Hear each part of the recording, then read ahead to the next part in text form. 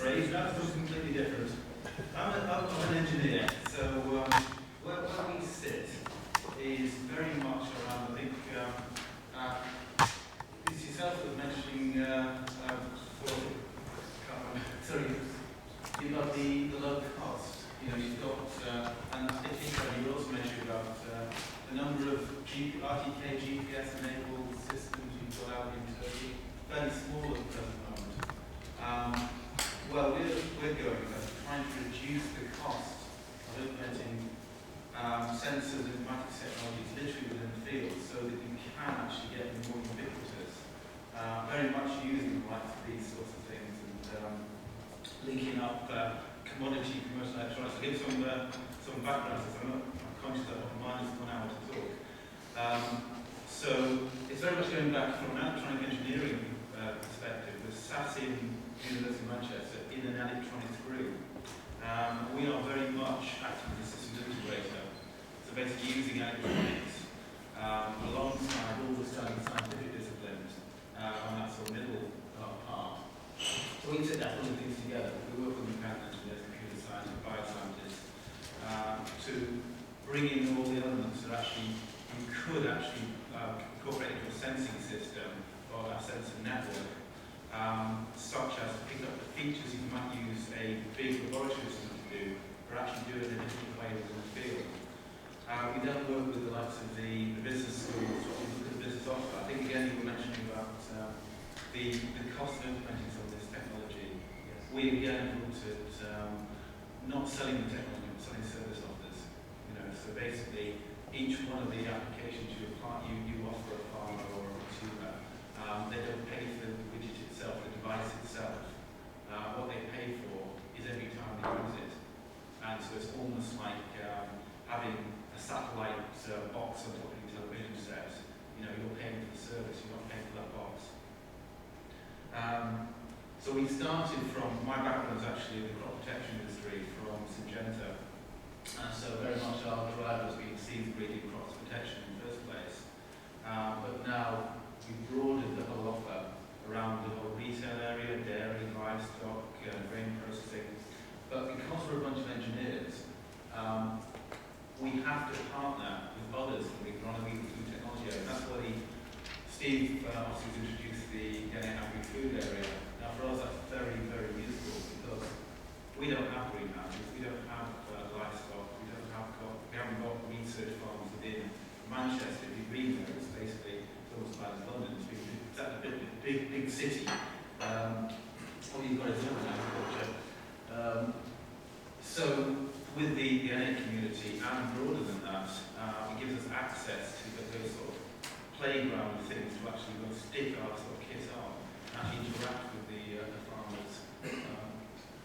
Also alongside that, Callum mentioned about the Innovate UK, the Agrimetrics, the 4 centres that we set up, the Agrimetrics, one, Chap, Seal, Agri-Epi. There's people in this room I think that represent most of those centres, whereas I'm sure we'll talk about them more in plenary, but afterwards. So our idea is actually to link up very much with those facilities as well, to actually bring these sort of technologies in. And Jeff, I think, mentioned later, maybe passing, the Science and Technology Facilities Council in the UK has just funded Food Network Plus, which is actually managed out of by a colleague of mine, Sarah Riddle in Manchester. And so that's bringing in, we're looking very much at low-cost, localised, ground truthing sort of technologies, where that's coming from is very much looking at the wide area sort of stuff, bringing the two together, fusing that data together. Okay, so what sort of things we do? As I say, we go very cheap and cheerful. We're dominated in this language that we use within this N8 community by theme 1, so very much pre-farm gate stuff.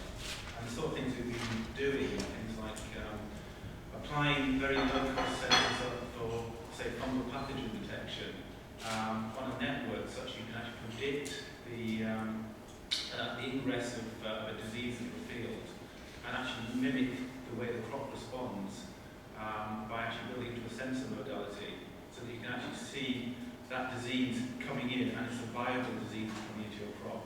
Because if you know that within farm A, then you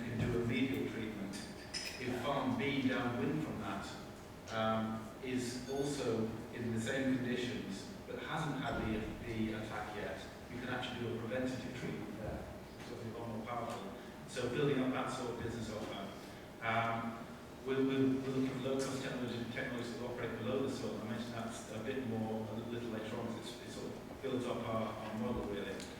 We've done things on the supply chain, look at very, very low cost, again, my driver, low cost, radio frequency ID, tagging-based technologies, which will monitor the quality of produce around the cold supply chain. And this is actually using a battery-free chemical clocking system to monitor the temperature of that, what's inside every produce, every package of produce, because there is massive variability within each pack. Forget what the container does, there's variability within the pack that's localized. That affects, in essence, the aging of the produce, which affects its sell-by date, and obviously all the waste implications of that. We've recently just started a project around livestock, actually looking at protein conversion with livestock, so looking at how using basically smart matting technology. So basically, that will pick up the weight of the animal's feet on that surface at a very low cost. It uses basically a matting with fibre optics, very, very low cost communications fibre optics, which when they bend, you can actually pick up a map of where the weight is going down. So as the animals feed, you can actually pick up the amount of weight increase compared to the feed they're taking on board. And that's alongside a company called AB Agri in the UK, and also the Agri-Epi. We're looking at things like within pollinators. At the moment in the UK, and I'm sure I assume you're doing this in Turkey as well, there's a lot of work done on set-aside. The sort of areas around the field, in particular in the UK, the set-aside, which is drawing the pollinators. What we don't know is how well that set-aside is working, because the pollinators might well be going to the set-aside, but not going to the field. So that's useless to us, just sits in the, that's not actually helping the pollination of the crop. So a colleague of mine, Patrick Udeki, is looking at laser scanning technologies, which will sit literally across the outside of the field boundary.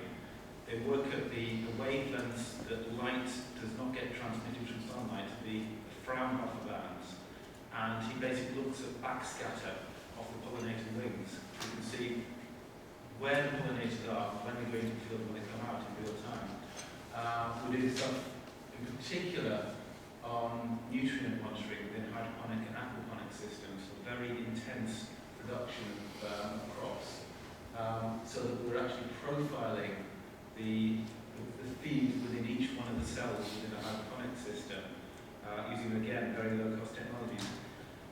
So we're building up technology platforms, and so I'm conscious of time, but one thing I will move towards is, this is one that we're using very much the Ball platform. It's alongside people like Simon over in Harper Adams, because we do a sensor aspect to hyperspectral imaging. So basically, I think everybody in this room is probably fairly familiar with what hyperspectral imaging does from satellites. What we do is we take that technology right close up to the crop. And when I say what we do, because the crop science part of it we don't do. In this case, we partnered initially, and we still do, with the University of Bonn, because they looked at applying hyperspectral images, very high cost one, about 150,000 euros worth of hyperspectral images directly on top of the crop.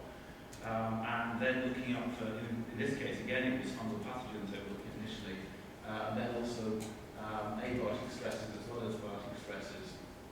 And so they show some very nice images which you enhance the data using spectral vegetative indices, and like you pick up the early ingress of the pathogens.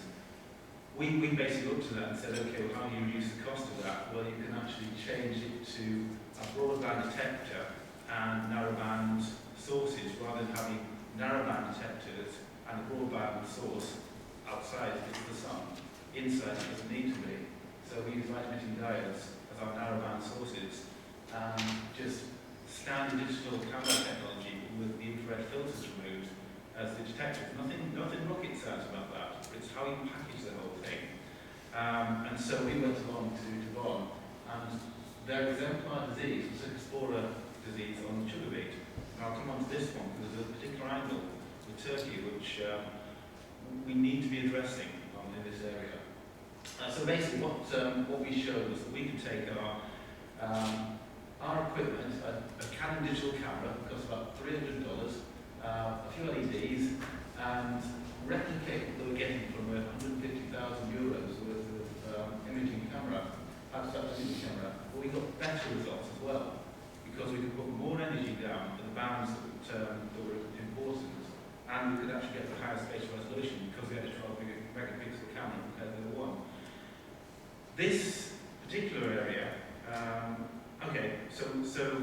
I'll come back to that second, because we then packaged that into a very small handheld unit, all Wi-Fi enabled, and you can actually go around the field and actually literally use this thing. This is our alpha unit, our first example of this. It's basically based on the Raspberry Pi, fine, it's cheap technology. It's a good early adoption of this sort of stuff. And we've gone out there, and what we found is that our colleagues, again, in this case it's driven by the University of Bonn, showed that hyperspectral imaging responds to the plant leaf orientation. Now, the way that we illuminate our crop, we can actually get surface features using a technique called photometric stereo. If you light things from different places, you get shadows, and you can build up a surface profile. Now, if you orientate a leaf, you get different responses. We'll find there's extra information there. So let's start taking advantage of that and get it for free, the way we're doing this thing. So we're linking up with the University of Bristol, their robotics lab, to bring them that sort of technology. If you're using active illumination, you can do fluorescence imaging, so you can bring that into free as well. Things like photosynthetic quenching, you can get your light out profile correctly. It's all about appropriate engineering. What I do want to mention is this example, because Steve and myself, where did it come from? Did you actually get the initial link, Steve? Yeah, it's from the portal, the new funding portal. Right, okay. Because we started talking to a Turkish sugar company, and they're a significant producer of sugar beet. And we started talking about, well, what keeps you awake at night? These are questions. And they said, oh, we've got this real problem with a fungal pathogen called Cercospora. I go, do you? Because we've already addressed it. We have very well-defined protocols now to pick up Cercospora disease with a very low cost of technology. We know we can do it. So we went back and said, okay, what's the effect of this? And you can read the figures there. It's significant amount. That the Cercospora drops their sugar production from 18% to 16%, and it's 30 million a year. You think, fine. Well, that's obviously a massive case. So let's start setting up a Newton project around this. Can't do it. The mechanism will not allow us to do it. The program was open. Was it called an Agri-Tech? Was it Agri-Tech program was open? Yeah, UK Turkey Agri-Tech, I think. Yeah. So that was business to business. Couldn't be business to academic. Academic to academic was the institutional links. Fine, but they're not academic. We have no mechanism to leverage this. So, what do you stop? So there's something hanging in the air there. How on earth do we get these things going? Okay, on that note. By the way, I'd love to get this going because I say, Bruce, it might be worth, Mm-hmm. it might be worth just dropping me an email outlining that example, Yeah. and I'll push it back to you later. Excellent.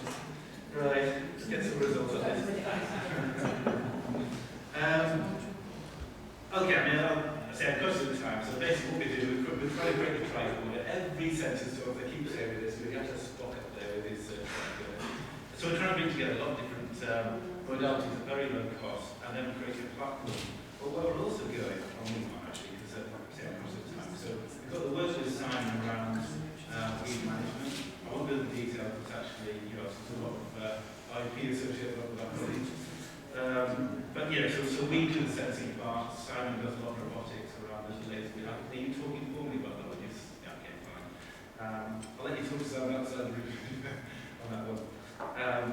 So yeah, we've got kits actually now getting developed to go into the field. Literally, there's all this laser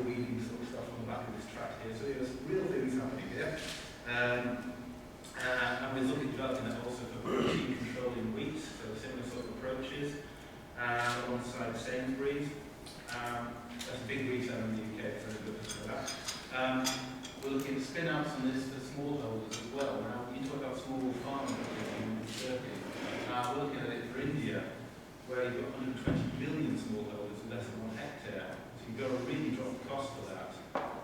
So that's another thing that we're trying to target. What we're also trying to do is bring in technology to go below the soil at the same time. So we're using, I think I mentioned right at the beginning, a very low cost imaging technology that goes below the soil.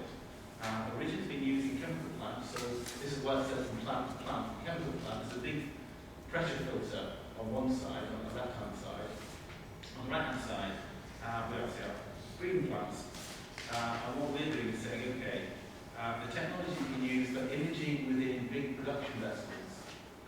You can use low-cost electrical imaging systems where basically drive very small amounts of current into an area, measure the voltages around that area, and start rebuilding the image of what's in there. You can do the same within a soil environment. It's a very complex media soil, obviously, but you can use the same sort of technologies and start watching the likes of water and nutrients in the ground at very low cost. So basically perturb the feeling between the various electrodes with any moisture that's sitting within the soil. So you can actually watch the moisture moving. And so we've started looking at both biotic and abiotic stresses below the soil. An example that we're applying this against is clubroot in brassicas. Just an early stage example of this. And what we're trying to do is, we know the clubroot pathogen, below the soil, it causes more lateral root growth before you get this big thing called a gall formed underneath the soil by the fungal pathogen. Above the soil, you don't see that. It's right later in the disease that you see that. We're looking to find these sort of technologies such that you can pick up that gall without taking the plant out and washing it down. So I'll try and close up on this one because we're now showing that you can actually pick up the formation of a pathogen below the soil and its effects on it way early, because we're starting to see the formation of the lateral root growth before you see that gall. So you get the early stage disease. At the moment, we're using it as a potential phenotyping tool, but there's no reason to be applied as an industrial tool in the future. And so, okay, picture of what the gall looks like compared to the lateral structure. So the final sort of thing is trying to bring all this stuff together. You can do this at low cost. You can bring things monitoring above the soil at low cost, below the soil at low cost. Well, what on earth can we do with it all together? You know, especially in phenotyping initially, but